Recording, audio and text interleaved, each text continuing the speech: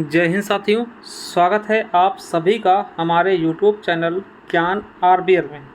साथियों, आज हम स्टैटिक जीके के एक महत्वपूर्ण चैप्टर जनसंख्या एवं नगरीकरण देखने वाले हैं। तो साथियों, शुरू करते उसके पहले आपको बता भी दूं कि मेरे साथियों जो भी मैं पढ़ा रहा हूँ दोस्तों, इस ई बुक से पढ़ा रहा हूँ। अगर ये ई बुक आप चाहिए आपको तो 99 रुपीज़ में आपको मिल जाएगी। कैसे मिलेगी? ज्ञान आरबीएल ऐप पे जाइए हमारे, वहाँ से ले लीजिए, या फिर दोस्तों इस नंबर पे 99 रुपीज़ दोस्तों गूगल पे, फ़ोन पे, पेटीएम करके स्क्रीनशॉट भेज के इसी व्हाट्सअप पे ओनली स्क्रीनशॉट ये आप प्राप्त कर सकते हैं। देखिए, इसमें से हमने क्या क्या पढ़ा दिया आपको, कौन कौन से टॉपिक करवा दिए हैं। तो भारतीय कृषि करवा दिया, वाणिज्य व्यापार करवा दिया, आज हम जनसंख्या व नगरीकरण देख रहे हैं, पर्यावरण करवा दिया, उत्तर प्रदेश संस्कृति करा दिया, उसके अलावा राजस्व करा दिया है, और मानव अधिकार हो चुका है, आंतरिक सुरक्षा, आतंकवाद हो चुका है, भारत का पड़ोसी देश हो गया है, राष्ट्रीय अंतर्राष्ट्रीय संगठन हो गया, विमुद्रीकरण हो चुका है, वस्तु सेवा कर हो गया, साइबर क्राइम हो गया है, ठीक है, देश राजधानी मुद्रा हो चुका है, दिवस हो चुका है, अनुसंधान खोज हो चुका है, पुस्तक और लेखक हो चुका है, सोशल मीडिया कम्युनिकेशन भी हो चुका है। इसके बाद मेरे दोस्तों केवल और केवल एक टॉपिक आपका बच रहा है। कौन सा मेरे साथियों? तो आप देखिए दो टॉपिक ना, पुलिस प्रशासनिक व्यवस्था और पुरस्कार सम्मान, इसको भी हम बहुत ही जल्द करवा देंगे। तो चलिए दोस्तों शुरू करते हैं, ठीक है। और देखिए ये आप ले सकते हैं 99 रुपीज़ में, ये सेम आपको अपडेटेड ई बुक मिल जाएगी। इसके अलावा दोस्तों आप बता दें कि ये हमारी करंट अफेयर की ई बुक है, मात्र 50 रुपये दोस्तों, मगर अभी ऑफर टाइम है दोस्तों, 25 रुपये मिल जाएगी ज्ञान आरबीएल ऐप पे जाकर के। इसमें दोस्तों पूरा 2024 तक का करंट अफेयर होगा, जनवरी से लेकर के दिसंबर तक का, जैसे जैसे महीना बीतते जाएंगे आपको एक करंट अफेयर अपडेट होती जाएगी। तो ये आप ऐप पे जाकर के ले सकते हैं। और साथियों आप जाइए ज्ञान आरबीएल के प्लेलिस्ट में, देखिए कहाँ से आपको स्ट्रैटेजी का मिलेगा। तो प्लेलिस्ट में जैसे जाएंगे, ये देखिए हमने प्लेलिस्ट बनाया स्ट्रैटेजी का 2.0 मतलब अपडेटेड। तो यहाँ पे आपको एक क्रम में सारी वीडियो लगी हुई मिल जाएंगी, देख लीजिए। संविधान क्लासेस मिल जाएंगी, भूगोल की मिल जाएंगी, इसके अलावा करंट अफेयर की भी क्लासेस दी हुई हैं, संपूर्ण इतिहास पढ़ाया हुआ, तो जाकर के पढ़ लीजिए। जिनको चाहिए पीडीएफ दोस्तों, जाइए हमारे ज्ञान आरबीएल ऐप को डाउनलोड करिए, वहाँ जाइए ई बुक्स वाले कॉलम में। जैसे ई बुक्स वाले कॉलम में जाते हैं दोस्तों, आपको देखिए ये संविधान की ई बुक मिल जाएगी मात्र 50 रुपये में। संविधान हो गया, भूगोल हो गया, इतिहास हो गया, यूपीजी का होगा, हिंदी हो गया दोस्तों, 50 रुपये में मिल जाएगी। इन्हें आप पे करके दोस्तों बाहर भी निकलवा के प्रिंट भी करवा सकते हैं। इसके अलावा हमारा एक कंप्यूटर बैच है मात्र 199 में, ये ले सकते हैं। और ये स्ट्रैटेजी के दोस्तों जिससे हम पढ़ा रहे हैं, ये है हमारा ना 99 रुपीज़ में ले सकते हैं और प्रिंट भी निकलवा सकते हैं। ये सफलता 2.0 बैच है, जूनियर स्टूडेंट के लिए चाहें तो जुड़ सकते हैं। ये उत्तर प्रदेश स्पेशल की ई बुक है। चलिए शुरू करते हैं वीडियो को। तो साथियों आज का हमारा प्यारा सा टॉपिक है जनसंख्या एवं नगरीकरण।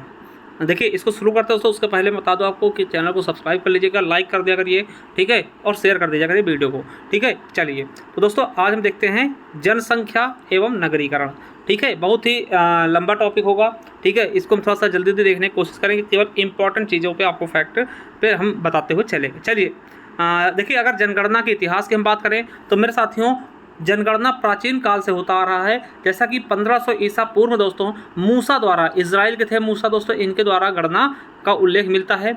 इसके अलावा दोस्तों बात करते हैं कौटिल्य की जो पुस्तक है अर्थशास्त्र, क्वेश्चन भी कई बार पूछा गया कि अर्थशास्त्र किसकी पुस्तक है। तो मेरे दोस्तों कौटिल्य चाणक्य, विष्णुगुप्त कह ले, कौटिल्य कह ले, चाणक्य कह ले। और दोस्तों इसमें अर्थशास्त्र से संबंधित नहीं, ये राजनीति विज्ञान संबंधित, ये भी कई बार पूछा था। इसको याद कर लेंगे कि भैया जो कौटिल्य की पुस्तक है अर्थशास्त्र किससे संबंधित है। तो ये दोस्तों किससे संबंधित है, मतलब कि राजनीति से, ठीक है। चलिए तो देखिए कौटिल्य की पुस्तक अर्थशास्त्र में राज्य की आर्थिक गतिविधियों के आकलन हेतु जनगणना के आंकड़ों की उपयोगिता को बताया गया है। इसके अलावा अबुल फजल की रचना दोस्तों आईने अकबरी है, ये भी पूछाता है, इसमें भी जनगणना का थोड़ा बहुत उल्लेख मिलता है।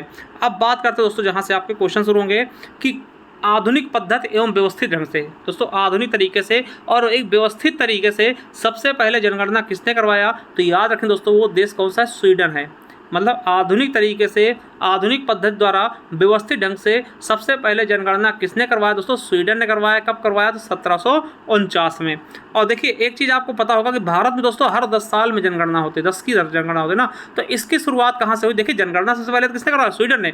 मगर जो 10 की वाला की भैया हर 10 साल में होगी, कि हर 10 साल में दोस्तों देश की जनगणना होगी, वो किसके द्वारा शुरू किया गया। तो दोस्तों इसका हम शुरुआत कहाँ से मानते हैं, अमेरिका से। देखिए अमेरिका में इसकी शुरुआत कब से की गई, 1790 से। कब से की गई है? तो 10 की जनगणना का कार्य 1790 से सबसे पहले कहाँ से, अमेरिका में करवाया गया। फिर दोस्तों 1801 में दोस्तों इंग्लैंड में ये जनगणना कराई गई 10 की वाली, कि हर 10 साल में चीज़ें होंगी, ठीक है।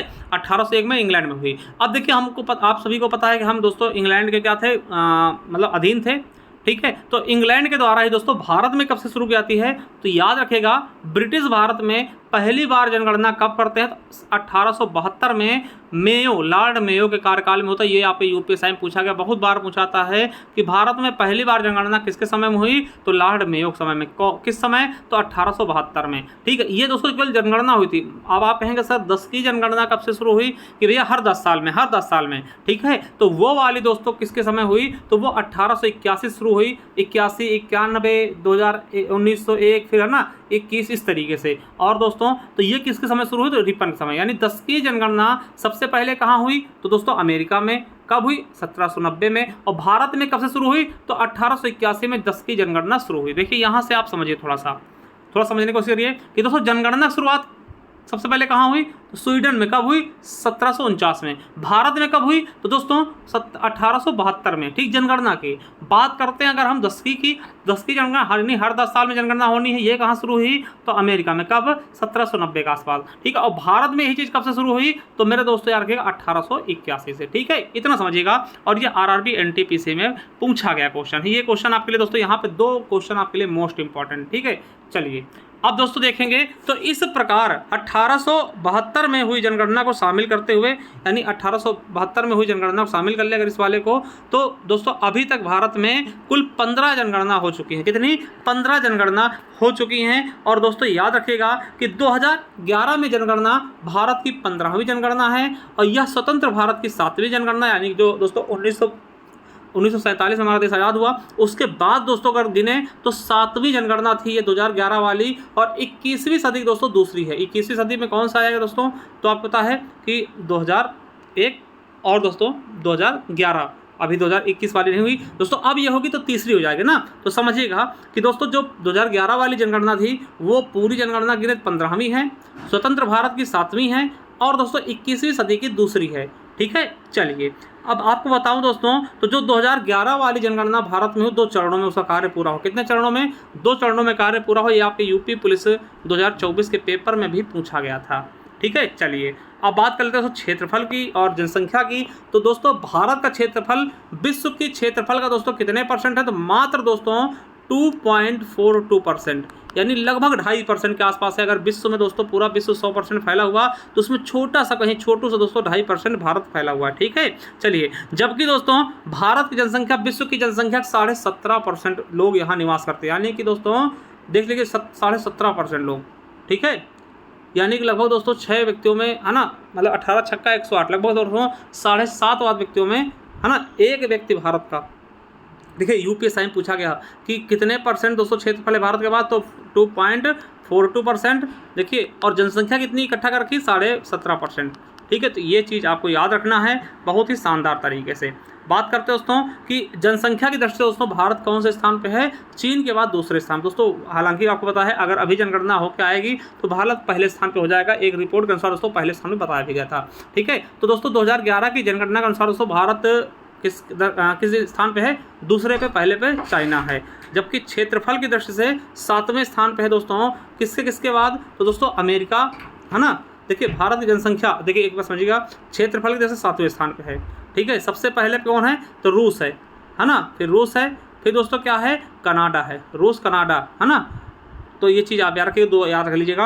अब दोस्तों बात करते हैं ना कि भारत की अगर जनसंख्या की मैं बात करूं तो किन किन जनसंख्या को मिला दे तो भारत के बराबर होगा? तो साथियों अमेरिका की जनसंख्या, इंडोनेशिया की, ब्राज़ील की, पाकिस्तान की, बांग्लादेश की और जापान, इन सब की जनसंख्या को मिला दूं तो इतनी जनसंख्या दोस्तों केवल भारत की है। देख लीजिए कितने देशों की जनसंख्या पाल करता भारत खुद। ठीक है, चलिए अब देखिए समझिएगा कि भारत की जनसंख्या में 2001 से 2011 के दौरान 18.18 करोड़ की वृद्धि हुई। यानी 2001 से 11 के दौरान कितनी वृद्धि हुई? 18.18 करोड़ की वृद्धि हुई। यह वृद्धि विश्व की 5वीं सर्वाधिक जनसंख्या वाले देश, यानी जो विश्व की सबसे ज़्यादा जनसंख्या है 5वीं, ब्राज़ील, उसके दोस्तों 19.5 करोड़ जनसंख्या बस थोड़ा ही कम रहा। यानी कि जो हमारे यहाँ 10 साल में जनसंख्या बढ़ी ना, उतनी जनसंख्या दोस्तों लगभग विश्व का जो 5वां सबसे बड़ा जनसंख्या वाला देश है ब्राज़ील, उसके बराबर है लगभग। मतलब कि बस थोड़ी सी कमी रह गई, नहीं तो उसके बराबरी केवल 10 साल में कर लेते हैं। ठीक है, समझ गए होंगे। चलिए आगे बढ़ते दोस्तों कि भारत मूलतः गाँव का देश है। इसमें दोस्तों लगभग, है ना, 6,40,930 गाँव हैं, जहाँ दोस्तों देश की कुल जनसंख्या का 68.9% दोस्तों जनसंख्या गाँव में निवास करती है, यानी भारत की कुल जनसंख्या का लगभग 69% दोस्तों गाँव में जनसंख्या निवास करती है 2011 के अनुसार है। ठीक है, चलिए आप दोस्तों देखते हैं क्या है कि भारत की जनसंख्या 1901 में 23.8 करोड़ थी। 1951 में आते आते दोस्तों कितनी हो गई 36.1 करोड़। देखिए 1901 में कितनी थी साथियों, तो देखिएगा 23.8 करोड़ और 1951 में 36 करोड़ आ जाएगी ना, 36.1 करोड़। इसी प्रकार आज़ादी से पूर्व तक भारत की जनसंख्या 50 वर्षों में दोस्तों 12.3 करोड़ बढ़ी। यानी जब 1901 में जनगणना हुई, उसके बाद आज़ादी के समय हुई दोस्तों, आज़ादी की बात हुई तो 36 पॉइंट हुई, मतलब कितनी वृद्धि हुई इतने समय में 50 वर्षों में दोस्तों 12.3% बढ़ी। जबकि दोस्तों 1951 से 2001 के मध्य दोस्तों 66.7 करोड़ की वृद्धि हो गई। देखिए कितनी तेज़ी से हम लोग बढ़ रहे हैं। ठीक है, यानी दोस्तों देखेंगे कि उस 50 साल में केवल 12 करोड़ बढ़ी, ठीक है, और इस 50 साल में 66.7 करोड़ बढ़ गई। कितना तगड़ा बढ़ाई हुआ ना। चलिए वही दोस्तों 2001 से भारत की जनसंख्या 102.87 करोड़ थी और 2011 में बढ़कर दोस्तों 121 करोड़ हो गई, मतलब बहुत तगड़े से बढ़ रहा है दोस्तों। ये चीज़ें आप याद रखिएगा, जनसंख्या विस्फोट हो रही है। ठीक है, ये आंकड़े दोस्तों आपको परेशान कर सकते हैं। ठीक है, चलिए वर्तमान में भारत की जनसंख्या की दशकीय वृद्धि दोस्तों कितनी ही 17.7%, जबकि वार्षिक दर वृद्धि दर दोस्तों 2011 की बात कर रहा हूँ, ठीक है, 2001 से 11 के बीच की। ठीक है, तो कितनी दशकीय वृद्धि दर थी 17.7%, जबकि वार्षिक वृद्धि दर कितनी थी 1.64%। ठीक है, चलिए अब दोस्तों बात करते हैं 1911 से 1921 के बीच दोस्तों जब जनसंख्या में कमी आती है। समझिएगा 1911 से 1921 के दशक में जनसंख्या में कमी दोस्तों कितनी कमी आई थी, -0.31% की स्थिति कमी आई थी, जिसका कारण दोस्तों अकाल पड़ गया था और महामारियों का प्रकोप बताया गया था। ठीक है, जिसके चलते मृत्यु दर दोस्तों अधिक हो गई थी। ठीक है, यानी कि आपसे पूछा जाए कब दोस्तों जनसंख्या में कमी आई थी, तो 1911 से लेकर के 1901 के बीच दोस्तों जनसंख्या में कमी आई थी। ठीक है, क्यों? क्योंकि महामारी आई थी दोस्तों और अकाल पड़ गया था। ठीक है, इसलिए दोस्तों आपको पता है कि पश्चात देखिए 1921 के पश्चात, ठीक है, देखिए 1921 तक तो दोस्तों जनसंख्या कम हुई, मगर उसके बाद देखिए 1901 के बाद दोस्तों 1921 के पश्चात दोस्तों देश की जनसंख्या तीव्र गति से वृद्धि हुई। इसलिए दोस्तों 1921 को जनसंख्या के इतिहास में महान विभाजक वर्ष कहते हैं दोस्तों, बहुत तेजी से वृद्धि हुई इसके बाद। इसीलिए जनसंख्या के इतिहास में दोस्तों इसे हम क्या बोलते हैं, महान विभाजक वर्ष। दोस्तों याद रखिएगा, यह क्वेश्चन आपके लिए इंपॉर्टेंट बन सकता है कि महान विभाजक वर्ष किसको कहते हैं, 1921 को। ठीक है, चलिए अब साथियों बात करते हैं भारत की जनसंख्या में सर्वाधिक वृद्धि कब हुई, तो 1961 से 71 के बीच 24.80%।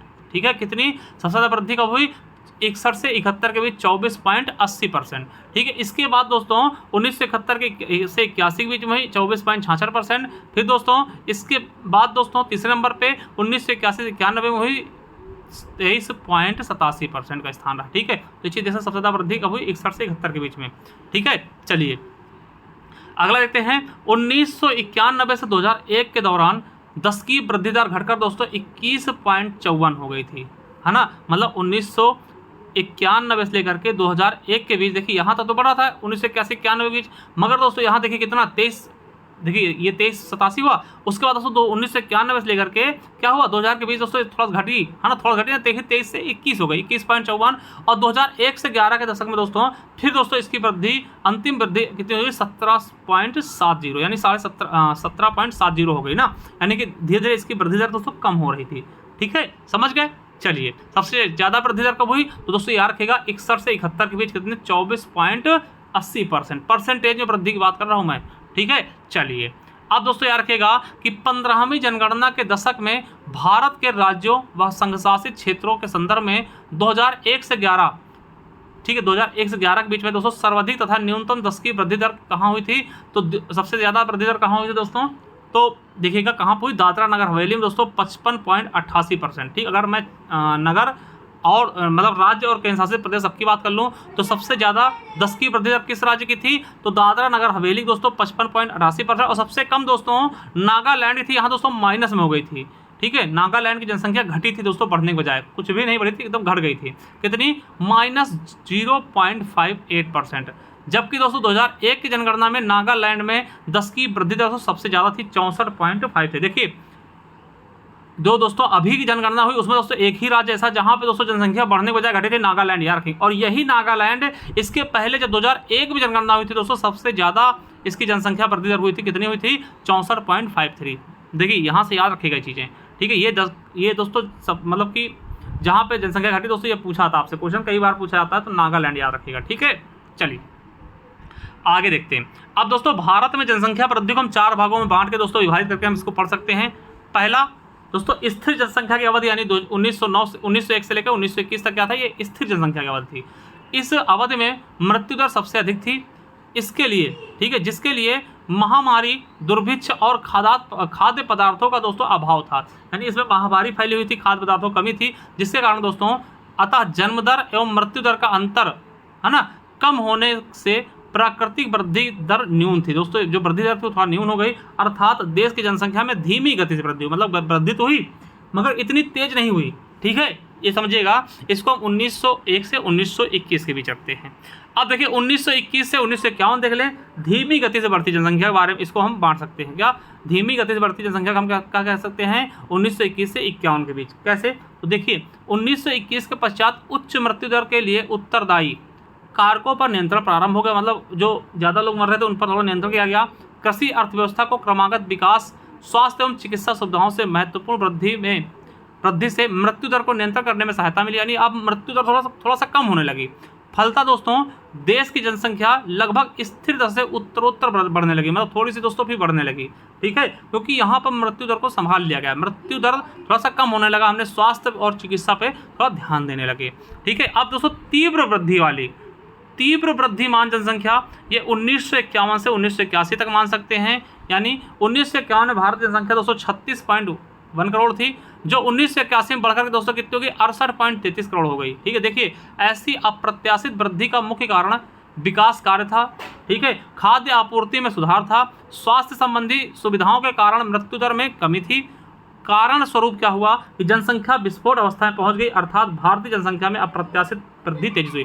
देखिए यहाँ क्या होता है कि सबको खाने के लिए दोस्तों अनाज होने लगा था, ठीक है, हरित क्रांति वगैरह चलने लगी, उसके बाद दोस्तों खाने की कमी नहीं रही, और दोस्तों हमारे यहाँ क्या हो गई कि दोस्तों स्वास्थ्य सुविधाएं भी बहुत ज़्यादा बढ़ गई, और मृत्यु दर दोस्तों इससे कम हो गई, इस वजह से जनसंख्या बहुत तेज़ी से बढ़ने लगी, ठीक है। चलिए अब जनसंख्या वृद्धि में गिरावट, देखिए स्वतंत्रतोपरांत जनसंख्या वृद्धि में प्रथम गिरावट दोस्तों 1971 से 81 के दशक में प्रारंभ हुई, जो 2001 से 11 के दशक में अंतिम रूप से गिरकर दोस्तों 17.70% हो गई, ठीक है। वर्तमान में जनसंख्या की वृद्धि दर 1.64 है ना, ये दोस्तों वार्षिक वृद्धि दर है 1.64, और अगर पूछ ले 10 की वृद्धि दर कितनी? 17.7, ठीक है। अर्थात भारतीय जनसंख्या के चतुर्थ संक्रमण काल में जनसंख्या के वृद्धि दर में गिरावट के रुझान जारी रहा दोस्तों, ठीक है, यानी गिरावट हो रही है, ठीक है, ये चीज़ थोड़ा सा अच्छे संकेत हैं।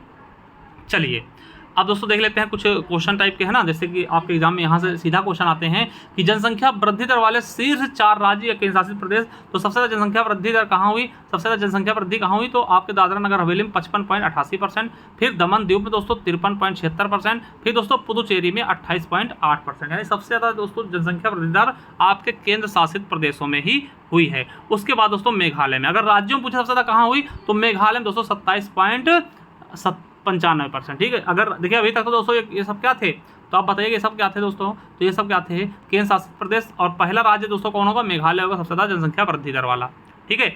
अब 10 की वृद्धि दर वाले बात कर लें कि 10 सालों में सबसे ज़्यादा जनसंख्या कहाँ बढ़ी, तो दोस्तों आप याद रखना कि न्यूनतम 10 की, मतलब सबसे कम दोस्तों 10 साल में सबसे कम जनसंख्या कहाँ बढ़ी दोस्तों? नागालैंड। हमने ये पहले बताया दोस्तों, यहाँ पे बढ़ने बजाय घट गई थी, कितना? -0.58% दोस्तों जनसंख्या घटी है। एकमात्र दोस्तों राज्य था जहाँ पे जनसंख्या घटी, कहाँ? नागालैंड में। केरल में दोस्तों कम बढ़ी, कितनी? 4.91%, और दोस्तों फिर लक्षद्वीप में बढ़ी 6.3%। ये 10 की वृद्धि दर यानी 10 सालों का निकाला गया, ठीक। और ये ऊपर वाला दोस्तों ये वार्षिक थी, ठीक है, समझ गए होंगे। चलिए अब तो जनगणना के बारे में और थोड़ा देखते हैं दोस्तों। जनगणना के बारे में देखिए, जनगणना संविधान की 7वीं अनुसूची के तहत जनगणना को हम संघ सूची में रखते हैं। आपको पता है कि 7वीं अनुसूची में दोस्तों शक्तियों का बंटवारा बताया गया है, जिसमें हम संघ सूची, राज्य सूची और समवर्ती सूची 3 सूचियाँ बनाए हैं। तो इसको दोस्तों जनगणना किसका विषय है? तो संघ सूची, यानी कि जनगणना कौन कराएगा दोस्तों? केंद्र सरकार कराएगी ना। संघ सूची का विषय होने के कारण देश की जनसंख्या जनगणना का दायित्व दोस्तों भारतीय संविधान के अनुच्छेद 246 के तहत दोस्तों केंद्र सरकार को दिया गया। जनगणना के बारे में दोस्तों किस अनुच्छेद में बताया गया? 246, 246, ऐसे याद रखें 246 ना, ये किसमें है? तो जनसंख्या संबंधित है, ठीक है, याद रखेंगे। अब देखिए आज़ादी के बाद 1948 में जनगणना अधिनियम पारित हुआ, जो जनगणना वैधानिक स्तर प्रदान करता। दोस्तों जनगणना अधिनियम कब लाया गया? तो 1948 में, ठीक है। अब दोस्तों एक चीज़ याद रखेंगे, यहाँ से क्वेश्चन देखिए आपके एग्जाम में पूछा गया कि 1961 में जनगणना महत्व को देखते हुए गृह मंत्रालय के अधीन जनगणना विभाग का गठन किया गया। आपसे पूछेगा जनगणना संबंधी कानून कौन बनाता है? तो गृह मंत्रालय। दोस्तों जनगणना कौन कराता है? गृह मंत्रालय कराता है ना, गृह मंत्रालय के अधीन आता जनगणना।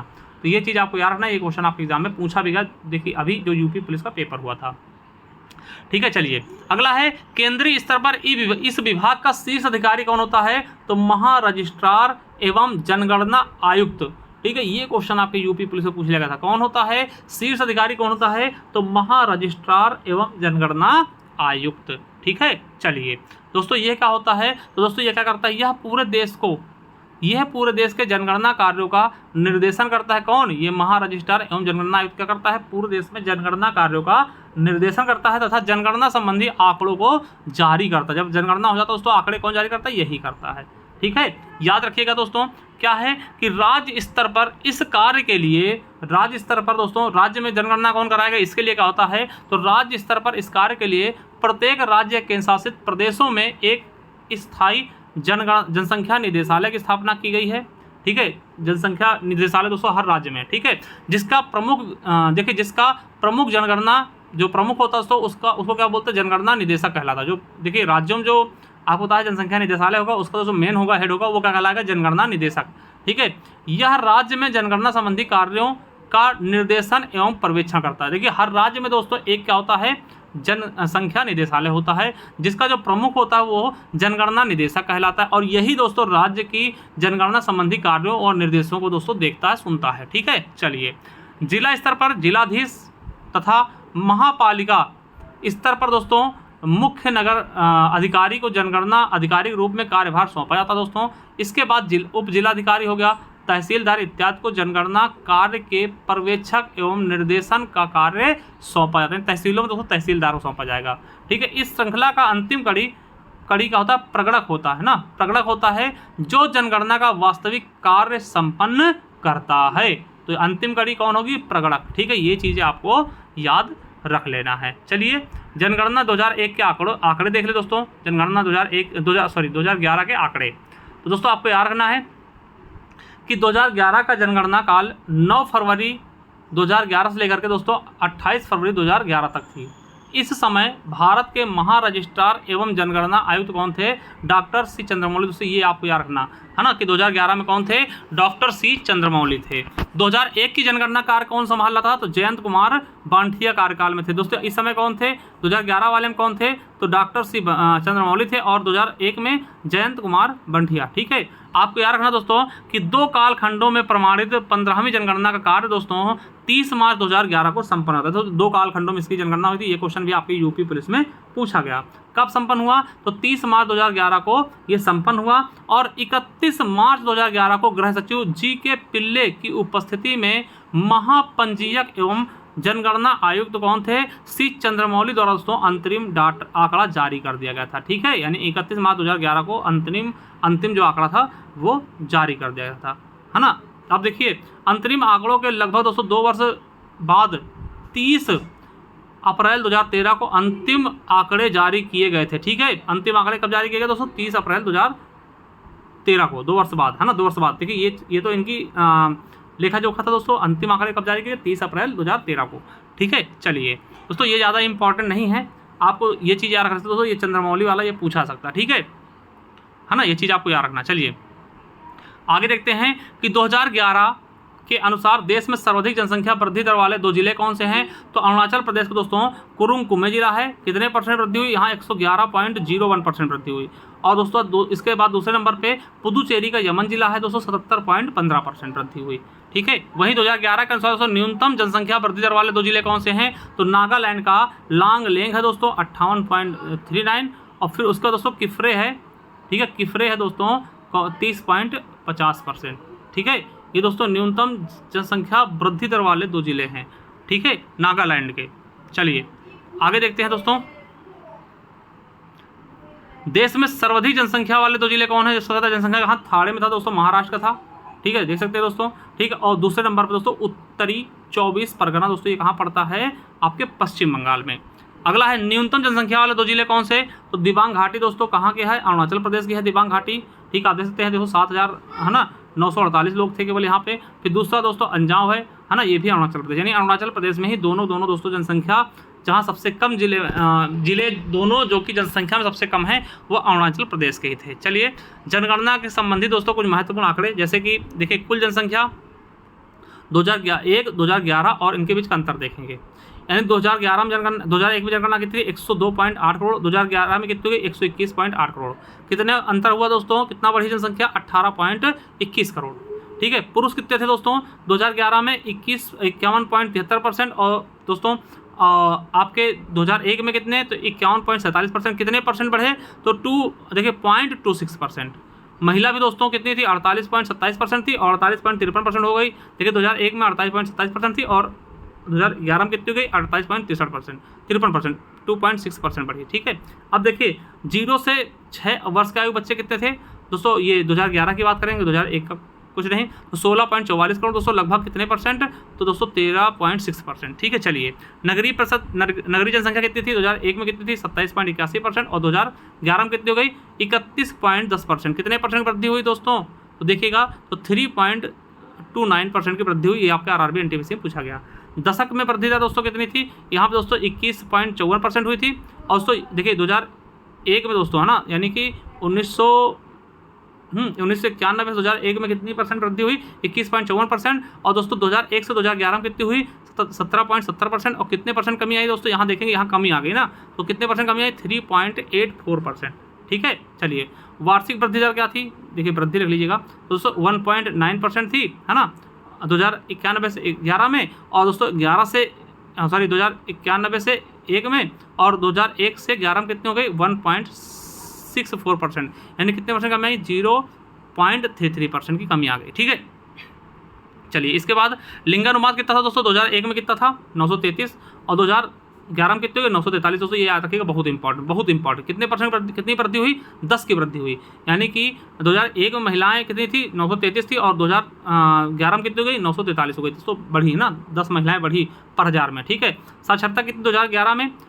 64.8% और दोस्तों 2000 में कितनी थी? 64.8%, 2001 में, है ना, और 11 में कितनी हो गई? 73%, यानी कि लगभग 8.2% की वृद्धि हुई। पुरुष साक्षरता दोस्तों अभी कितनी है? 80.9% और महिला साक्षरता कितनी अभी? तो 64.6%। जनसंख्या घनत्व की बात कर लें दोस्तों, 2001 में कितनी थी?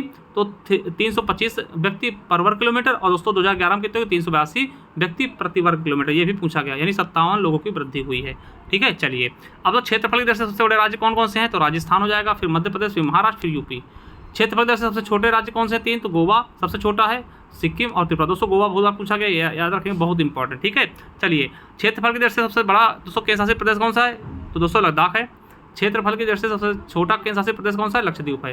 ठीक है, जनसंख्या में सबसे बड़े 4 राज्य कौन से हैं? तो पहला उत्तर प्रदेश 16.51% जनसंख्या है। ठीक है, एनटीपीसी में चल गया। फिर महाराष्ट्र दोस्तों 9.28% है। फिर बिहार में दोस्तों 8.60 और फिर बंगाल में। ठीक है, तो पहले पे देखिए उत्तर प्रदेश, फिर महाराष्ट्र, फिर बिहार, फिर बंगाल। जनसंख्या में सबसे छोटे राज्य कौन से हैं दोस्तों? तो सिक्किम सबसे कम जनसंख्या कहाँ है? सिक्किम में। ठीक है, सबसे छोटे राज्य, जनसंख्या नहीं दोस्तों, सबसे छोटे राज्य कौन से हैं? एक मिनट दोस्तों, ये जनसंख्या में, ठीक है, जनसंख्या में दोस्तों क्षेत्रफल में सबसे छोटा पूछे गोवा बताइएगा। ठीक है, क्षेत्रफल में कौन है? गोवा है, थोड़ा सा कंफ्यूज मत होइएगा। क्षेत्रफल में सबसे छोटा गोवा है और जनसंख्या दोस्तों सिक्किम है। ठीक है, और फिर अरुणाचल प्रदेश, फिर नागालैंड। और दोस्तों याद रखिएगा कि जनसंख्या में सबसे बड़ा केंद्र शासित प्रदेश कौन सा? दिल्ली है। और जनसंख्या में सबसे छोटा केंद्र शासित प्रदेश कौन सा? लक्षद्वीप। सबसे ज़्यादा जनसंख्या कहाँ की है? दिल्ली के केंद्र शासित प्रदेश में, और सबसे कम कहाँ की है? लक्षद्वीप की। चलिए लिंगानुपात की बात कर लें। लिंगानुपात का मतलब क्या होता है दोस्तों? कि 1000 पुरुषों में कितनी महिलाएं हैं। ठीक है, तो सबसे ज़्यादा लिंगानुपात दोस्तों केरल के 1084 है, सबसे, फिर उसके बाद तमिलनाडु की 996, फिर आंध्र प्रदेश की 993, यानी साउथ में दोस्तों महिलाएं ज़्यादा हैं। ठीक है, उसके बाद दोस्तों न्यूनतम लिंगानुपात दोस्तों हरियाणा आ जाएगा 879। ठीक है, सबसे कम लिंगानुपात कितने हैं? तो दोस्तों 1000 पुरुषों में कितनी महिलाएं हैं हरियाणा में? 879। ठीक है, चलिए सर्वाधिक लिंगानुपात वाले दोस्तों केंद्र शासित प्रदेश पुदुचेरी में दोस्तों 1037 है। यानी महिलाएं ज़्यादा हैं, और लक्षद्वीप में 947 है। इसके बाद सबसे कम की बात कर लें तो दमन व दीव में दोस्तों 618। ठीक है। सर्वाधिक शिशु लिंगानुपात वाले दोस्तों राज्य या केंद्र शासित प्रदेश दोस्तों अरुणाचल प्रदेश में सबसे ज़्यादा है। कितने हैं शिशु, है ना, 972 हैं। ठीक है, 972 हैं। फिर अंडमान निकोबार में दोस्तों कितने हैं, 968, सबसे ज़्यादा वाले हम बात करते हैं अरुणाचल प्रदेश में है। सबसे कम लिंगानुपात कौन है, शिशु लिंगानुपात कहाँ है, तो हरियाणा में ही दोस्तों कितने हैं, 834, और दिल्ली में फिर 871। चलिए जनसंख्या घनत्व की बात कर ले तो मतलब कि 1 किलोमीटर में कितने लोग निवास करते हैं, 1 वर्ग किलोमीटर में कितने लोग निवास करते हैं, तो सबसे ज़्यादा कहाँ के हैं, तो सर्वाधिक जनसंख्या घनत्व वाला राज्य कौन सा, बिहार है, 1106 है ना व्यक्ति प्रति वर्ग किलोमीटर। फिर पश्चिम बंगाल 1028 व्यक्ति प्रति वर्ग किलोमीटर। फिर केरल में 860 व्यक्ति प्रति वर्ग किलोमीटर। फिर उत्तर प्रदेश में 829 व्यक्ति प्रति वर्ग किलोमीटर। दोस्तों ये आपका जनघनत्व है, ठीक है, 2011 का। सबसे कम जनघनत्व कहाँ का है, तो अरुणाचल प्रदेश में दोस्तों 17 व्यक्ति प्रति वर्ग किलोमीटर, यानी 1 किलोमीटर में 17 लोग केवल रहते हैं। ठीक, कहाँ, अरुणाचल प्रदेश में, ये 2011 की जनगणना है। फिर मिजोरम में दोस्तों 52 और फिर सिक्किम में 86। चलिए सर्वाधिक जनसंख्या घनत्व वाले दोस्तों केंद्र शासित प्रदेश कौन सा है, तो दिल्ली में दोस्तों 11,320 लोग रहते हैं 1 किलोमीटर में। फिर चंडीगढ़ दोस्तों 9,258 लोग। ठीक है, और न्यूनतम जनसंख्या घनत्व वाला कहाँ है, तो अंडमान निकोबार दोस्तों केंद्र शासित प्रदेश में 46 व्यक्ति। थोड़ा समझ लीजिएगा इसको, इतना ज़्यादा, ठीक है, सब आंकड़े ही हैं दोस्तों। दादरा नगर हवेली में 700। चलिए सर्वाधिक जनघनत्व वाला जिला कौन से हैं दोस्तों, उत्तरी पूर्वी दिल्ली है ना, फिर दोस्तों उसके बाद चेन्नई है। ठीक है, याद रखिएगा। चलिए साक्षरता 2011 की बात कर लें तो सबसे ज़्यादा साक्षर कौन है, केरल दोस्तों 94% है, आरआरबी एनटीपीसी में पूछा गया। फिर मिजोरम दोस्तों 91.93% है। फिर गोवा दोस्तों 88.7%। सबसे कम साक्षरता वाले राज्य कौन से हैं, तो बिहार दोस्तों लगभग 61% है। फिर अरुणाचल प्रदेश 65%। ठीक है, सर्वाधिक साक्षरता वाला दोस्तों केंद्र शासित प्रदेश कौन सा है, लक्षद्वीप है, कितने, 91.80%। न्यूनतम कौन सा, दादरा नगर हवेली 76.20%। ठीक है, पढ़े लिखे बात करते हैं। जनघनत्व क्या होता है दोस्तों, तो प्रति वर्ग किलोमीटर में रहने वाले लोगों की जनसंख्या को हम जनघनत्व कहते हैं। ठीक है, साक्षरता की बात कर लें तो याद रखिएगा दोस्तों कि भारत में 1951 से 1971 की जनगणना में साक्षरता दर की गणना करते समय 5 वर्ष या उससे अधिक की आयु के व्यक्तियों को शामिल किया गया था। किंतु 1981 से 2011 की जनगणना में क्या हुआ कि दोस्तों 7 वर्ष या उससे अधिक के व्यक्तियों को सम्मिलित किया जाने लगा। ठीक है, साक्षरता का मतलब क्या होता है, भारत का वह व्यक्ति साक्षर होगा जो किसी भी स्थानीय भाषा को पढ़ लिख या समझ सकता, उसे हम साक्षर कहेंगे। ठीक, पढ़ ले रहे हैं आप, लिख ले रहे हैं आप, साक्षर हैं। ठीक है, समझ गए होंगे। चलिए लिंगानुपात क्या होता है, प्रति 1000 पुरुषों पर स्त्रियों की संख्या। ठीक है, 10 की वृद्धि दर क्या होती है, प्रति 10 वर्षों के मध्य जनसंख्या में हुई प्रतिशत वृद्धि को 10 की वृद्धि दर कहते हैं।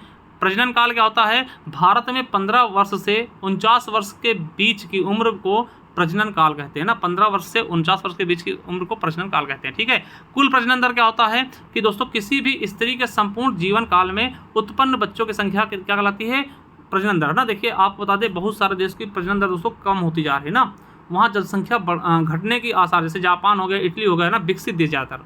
ठीक है, चलिए शिशु मृत्यु दर क्या होता है कि किसी भी निश्चित वर्ष में 5 वर्ष से कम आयु वाले बच्चों की मृत्यु संख्या और उसी वर्ष सजीव जन्मे बच्चों की संख्या का अनुपात दोस्तों शिशु मृत्यु दर कहलाता है।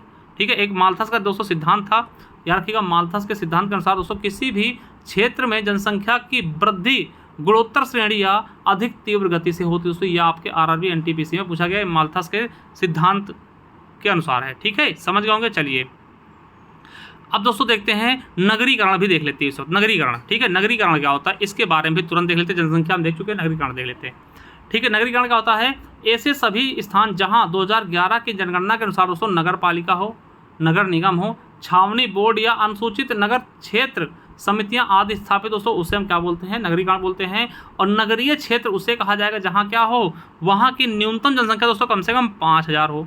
दूसरा, कार्यशील पुरुषों का न्यूनतम 75% दोस्तों गैर कृषि कार्यों में नियोजित है, मतलब कम से कम 75% बिना कृषि से अलग काम कर रहे हों।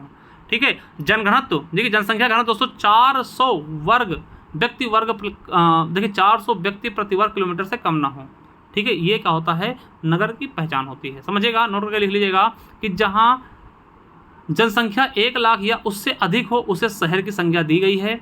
किसी देश की शहरी क्षेत्रों में रहने वाली आनुपातिक जनसंख्या में वृद्धि को हम शहरीकरण कहते हैं। ये क्वेश्चन आपके किसमें पूछा गया है, यूपी पुलिस में। ठीक है, किसमें पूछा गया साथियों, ये आपका क्वेश्चन यूपी पुलिस में पूछा गया है। चलिए अनुसूचित जातियों के बारे में देख ले थोड़ा सा। तो भारत सरकार द्वारा 1935 में, क्या भारत सरकार अधिनियम 1935 में सर्वप्रथम अनुसूचित जाति शब्द का प्रयोग किया गया था, जबकि संविधान के अनुच्छेद 341 में अनुसूचित जाति शब्द का उल्लेख किया गया है। इसमें वर्तमान दोस्तों 1108 जातियां बताई गई हैं। ठीक है, स्वतंत्रता के समय देश में एससी की संख्या कितनी थी? 5.17 करोड़ थी। 2011 की अंतिम जनगणना रिपोर्ट के अनुसार दोस्तों देश में एससी, है ना, एससी यानी एससी समझिएगा, है ना, एससी जनसंख्या 20.13 करोड़ है, जो देश की कुल जनसंख्या दोस्तों 16.16%, यानी कि भारत में दोस्तों कितने परसेंट है? 16.6% क्या है? एससी हैं। ठीक है, ये एससी हैं, याद रखिएगा। 2001 से 11 के दौरान दोस्तों एससी की 10 की वृद्धि दर कितनी थी? 20.8%। एससी जनसंख्या कितनी बढ़ी? 20.8%, है ना, अनुसूचित जाति जिसको बोलते हैं। ठीक है, चलिए, सर्वाधिक एससी जनसंख्या वाले राज्य कौन से? एससी मतलब अनुसूचित जाति ना। सबसे ज़्यादा उत्तर प्रदेश में है 4.13 करोड़, फिर पश्चिम बंगाल में है 2.14 करोड़। ठीक है, चलिए, सर्वाधिक एससी प्रतिशत जनसंख्या वाला राज्य कौन सा है? पंजाब है 31.9%। न्यूनतम एससी जनसंख्या वाला राज्य कौन सा है? मिजोरम है। न्यूनतम एससी जनसंख्या वाला राज्य कौन सा है? मिजोरम में दोस्तों कितने परसेंटेज में ना? न्यूनतम एससी परसेंटेज वाला भी मिजोरम में दोस्तों 0.1%। देखिए, अरुणाचल प्रदेश, नागालैंड, अंडमान निकोबार और लक्षद्वीप में एक भी एससी जनसंख्या नहीं, मतलब यहाँ पे जनसंख्या एससी की है ही नहीं। ठीक है, चलिए, अब दोस्तों 2011 में एससी लिंगानुपात कितना था? 945। एससी की लिंगानुपात कितनी है? 945। चलिए, अब अनुसूचित जनजाति देख लें, यानी एसटी देख लें। एसटी के बारे में, अनुसूचित जनजाति मतलब क्या? एसटी। चलिए, 2011 के अंतिम आंकड़ों के अनुसार भारत में एसटी की संख्या कितनी थी? 10.42 करोड़ है, जो कि देश की कुल आबादी का 8.6% है। ठीक है, याद रखिएगा कि संविधान में मूल रूप से दोस्तों 212 जनजातियों को एसटी घोषित किया गया है, किंतु वर्तमान में एसटी जातियों की संख्या कितनी है? 774 है। अभी कितनी है? 774। 2001 में एसटी का लिंगानुपात कितना था? 990 था। एसटी का लिंगानुपात कितना था दोस्तों? अनुसूचित जनजातियों का लिंगानुपात कितना था? 990। ठीक है, भारत में सर्वाधिक एसटी जनसंख्या मध्य प्रदेश में पाई जाती है, जो राज्य की कुल जनसंख्या दोस्तों 21.1%। सबसे ज़्यादा एसटी यानी अनुसूचित जनजाति कहाँ पाई जाती है दोस्तों? तो मध्य प्रदेश में। ठीक है, चलिए, प्रतिशत में सबसे अधिक एसटी जनसंख्या वाला राज्य या केंद्र शासित प्रदेश कौन सा है? लक्षद्वीप है दोस्तों, जहाँ पे 94.8% केवल एसटी हैं, यानी आदिवासी जिनको बोलते हैं, कह सकते हैं दोस्तों एसटी यानी अनुसूचित जनजाति। चलिए, याद रखिएगा कि पुदुचेरी, दिल्ली, हरियाणा, चंडीगढ़, पंजाब में कोई भी एसटी है ही नहीं। ठीक, एसटी यानी अनुसूचित जनजाति आदिवासी दोस्तों पंजाब, दिल्ली, पुदुचेरी, चंडीगढ़ में है ही नहीं। दादरा नगर हवेली में संख्या की दृष्टि से दोस्तों सर्वाधिक, दादरा नगर हवेली में सबसे ज़्यादा जनसंख्या किसकी है? एसटी की है। 1,78,564 अनुसूचित जनजातियाँ पाई जाती हैं। ठीक है, चलिए, धार्मिक जनगणना की बात कर लें दोस्तों। हिंदू कितने हैं? तो परसेंट में तो 79.8%, लगभग दोस्तों 80%। लिंगानुपात कितना है हिंदू का? तो 939। ठीक है, यानी कि 1000 महिलाओं में 1000 पुरुषों में दोस्तों कितनी महिलाएं? 939। ठीक है, मुस्लिम 14.2% जनसंख्या थी, 951 इनकी लिंगानुपात। ईसाई दोस्तों 2.3% हैं, इनकी दोस्तों लिंगानुपात कितना है? 1023। वहीं सिख की 1.7 है, लिंगानुपात कितना है? 903 हो जाएगा। और दोस्तों बौद्ध की 0.7 है दोस्तों, 965 हो जाएगा लिंगानुपात। जैन की 0.4 है दोस्तों, 954 इनका लिंगानुपात है। आपको बता दें कि सबसे अधिक साक्षरता जैन में दोस्तों 94.9% है, सबसे कम मुस्लिम में दोस्तों 68.5%। सबसे कम मुस्लिम पढ़े लिखे, सबसे ज़्यादा जैन। ठीक है, ग्रामीण एवं शहरी जनसंख्या की बात कर लें दोस्तों। ग्रामीण जनसंख्या 2011 में कितनी थी? 68.84%, जबकि शहरी जनसंख्या कितनी थी? 31.16%, यानी 68.84% लोग गाँव में रहते थे, 31.16% लोग कहाँ? शहरों में निवास करते थे। देखिए, सर्वाधिक ग्रामीण जनसंख्या वाले 3 राज्य कौन से? उत्तर प्रदेश सबसे ज़्यादा ग्रामीण लोग हैं, फिर बिहार, फिर पश्चिम बंगाल। सर्वाधिक ग्रामीण जनसंख्या वाले प्रतिशत में कौन है? तो दोस्तों हिमाचल प्रदेश में 90% ग्रामीण है, फिर बिहार में 88%, 88.7%, और असम में 85.92%। ठीक है, चलिए, न्यूनतम ग्रामीण जनसंख्या वाले 3 राज्य कौन से हैं? सबसे कम ग्रामीण कहाँ रहते हैं? सिक्किम में दोस्तों, फिर मिजोरम, फिर गोवा। ठीक है, और परसेंटेज में बात कर लें, न्यूनतम ग्रामीण परसेंटेज में दोस्तों प्रतिशत में, तो गोवा में दोस्तों 37.83% है, फिर मिजोरम में 47.9%, फिर तमिलनाडु में 51.6% ग्रामीण है। ठीक, सबसे कम ग्रामीण कहाँ है दोस्तों? जनसंख्या में पूछेगा तो सिक्किम, और परसेंटेज में पूछेगा गोवा में। ठीक है, सर्वाधिक शहरी जनसंख्या वाले 3 राज्य कौन से हैं? तो महाराष्ट्र में सबसे ज़्यादा जनसंख्या शहरी है, 13.47%, ये एनटीपीसी में पूछा गया। फिर उत्तर प्रदेश में 79%, फिर तमिलनाडु में 9.25%। सर्वाधिक शहरी जनसंख्या प्रतिशत में कौन है? तो गोवा में 62.2%, फिर मिजोरम में 52.1%, फिर तमिलनाडु में 48.45%। चलिए, न्यूनतम शहरी जनसंख्या वाले 3 राज्य कौन से हैं? तो सिक्किम, अरुणाचल प्रदेश, नागालैंड। वही जो सर्वाधिक शहरी जनसंख्या वाला केंद्र शासित प्रदेश कौन सा है? तो दिल्ली है। ठीक, सबसे ज़्यादा शहर में कहाँ लोग रहते हैं? दिल्ली में। ठीक है, चलिए अब तो देख लेते हैं दोस्तों, थोड़ा सा और बचा है। सर्वाधिक शहरी जनसंख्या प्रतिशत वाला केंद्र शासित प्रदेश कौन सा है? तो दिल्ली है दोस्तों।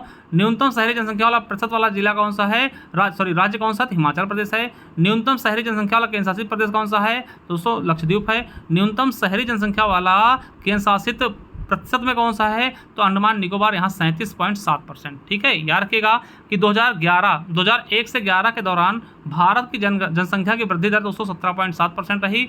इस दौरान ग्रामीण जनसंख्या दोस्तों वृद्धि दर कितनी थी? 12.3% और शहरी दोस्तों 31.8% शहर वाले बढ़े थे। ठीक है, सर्वाधिक 10 की वृद्धि दर वाले 2 राज्य कौन से हैं? तो मेघालय में 27.95% बढ़ी, AMTS में पूछा गया क्वेश्चन है। फिर दोस्तों अरुणाचल प्रदेश में बढ़ी 26.03%। न्यूनतम 10 की वृद्धि दर कहाँ हुई? तो नागालैंड दोस्तों आपको पता है माइनस में गई है, कई बार बता चुका हूँ। याद रखिएगा एकमात्र राज्य है जो कि नागालैंड है, कितना? -0.58%। और फिर केरल में दोस्तों 4.91%। देखिए सर्वाधिक 10 की वृद्धि दर वाले 2 केंद्र शासित प्रदेश कौन से हैं? दादरा नगर हवेली 55.88%, फिर दमन दीव दोस्तों 53.76%। वहीं न्यूनतम 10 की वृद्धि दर वाला केंद्र शासित प्रदेश दोस्तों लक्षद्वीप हो जाएगा 6.3%।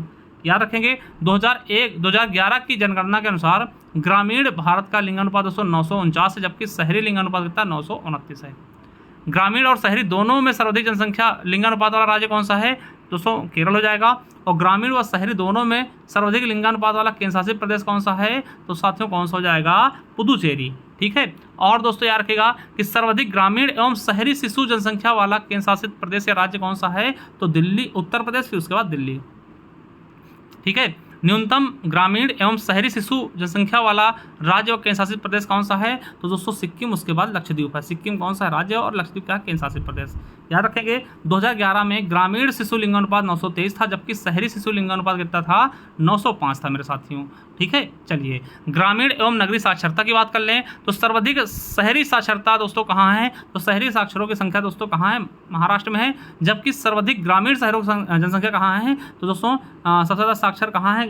गाँव वाली बात करते हैं तो आपके उत्तर प्रदेश में। ठीक है, संघीय राज्यों में सर्वाधिक शहरी एवं ग्रामीण साक्षरता जनसंख्या कहाँ है? दिल्ली में है दोस्तों। ठीक है, याद रखिएगा ग्रामीण क्षेत्र में सर्वाधिक साक्षरता वाला राज्य और केंद्र शासित प्रदेश कौन सा है? तो केरल राज्य में है, और लक्षद्वीप क्या है? केंद्र शासित प्रदेशों में। ठीक है, तो ये चीज़ें आप समझ रहे होंगे बहुत ही शानदार तरीके से दोस्तों, बहुत ही अच्छे तरीके से। चलिए शहरी क्षेत्र में सर्वाधिक साक्षरता वाला राज्य कौन सा है? तो राज्य केंद्र शासित प्रदेश कौन सा? देखिए राज्य कौन सा है सर्वाधिक शहरी क्षेत्र में? तो दोस्तों कौन सा है? याद रखिएगा मिजोरम, और दोस्तों केंद्र शासित प्रदेश में लक्षद्वीप है। ग्रामीण क्षेत्रों में न्यूनतम साक्षरता कहाँ है? आंध्र प्रदेश में। जबकि शहरी क्षेत्र में न्यूनतम साक्षरता कहाँ है? उत्तर प्रदेश में। ठीक, 77.01%। ठीक है, चलिए शहरी एवं ग्रामीण सर्वाधिक साक्षरता वाला केंद्र शासित प्रदेश कौन सा? लक्षद्वीप है। शहरी एवं ग्रामीण न्यूनतम साक्षरता वाला केंद्र शासित प्रदेश कौन सा? दिल्ली एवं दादर नगर हवेली है। याद रखिएगा दोस्तों। और यहाँ पे दोस्तों अब इस वीडियो का अंत भी होने वाला है। तो भारत में अंतिम बार 1931 में जाति आधारित जनगणना हुई थी, जबकि दोस्तों हाल ही में जाति आधारित जनगणना कराने वाला कौन सा राज्य बना है? बिहार बना है। आई होप दोस्तों थोड़ा बहुत आपको समझ में आएगा। देखिए ये चैप्टर थोड़ा सा हमें बोरिंग लग रहा था, मगर दोस्तों पूरा करवाना था आप सभी के लिए, तो किसी तरीके से पूरा करवाया। हो सकता है आपको ना पसंद आया हो, भाई अब क्या कर सकते हैं, इसमें केवल आंकड़े थे जिनको हम कुछ समझा नहीं सकते, बस पढ़ना ही पढ़ना था। तो आई होप दोस्तों आपको अच्छा लगा होगा। अगर नहीं लगा तो भाई बता दीजिएगा कमेंट बॉक्स में, जो भी कह के। चलिए ठीक है, अगर आपको चाहिए दोस्तों ये हमारी ई बुक तो ले सकते हैं, मात्र 99 रुपीज़ में सारे चैप्टर आपको मिल जाएंगे अपडेटेड तरीके से दोस्तों। इस ज्ञान RBL ऐप पे जा करके ले सकते हैं, या फिर दोस्तों इस नंबर पे आप हमें फ़ोन पे, गूगल पे, पेटीएम 99 करके स्क्रीनशॉट भेज के दोस्तों, ओनली व्हाट्सअप कॉल नहीं, ठीक है, ले सकते हैं। थैंक यू, धन्यवाद दोस्तों। मिलते हैं किसी नेक्स्ट वीडियो में, तब तक के लिए जय हिंद, जय भारत, वंदे मातरम।